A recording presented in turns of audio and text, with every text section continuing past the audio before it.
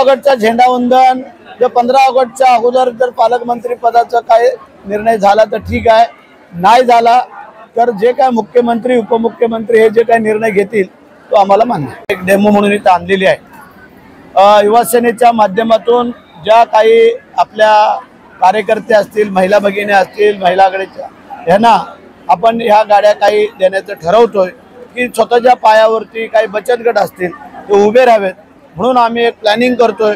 काही CSR फंडातून, काही आम्हाला जेवढं काय उद्योग खात्यातून असं जे काही शक्य आहे तेवढं करून आपण एक चांगली बाब सुरू करतोय की या तिन्ही तालुक्यामध्ये आणि अदरवाईज काही ठिकाणी त्यामध्ये उद्योग खात्याकडनं जर दिलं गेलं तर जवळजवळ 20 ते 35% त्यांना सबसिडी असते।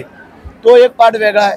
7-8% त्याला व्याजदराने पैसे भरावे लागतात आणि बाकी काय CSR मधून ज्या खरोखर गरीब महिला कुटुंब आहेत त्यांना आमची वाढवण्याचा प्रयत्न।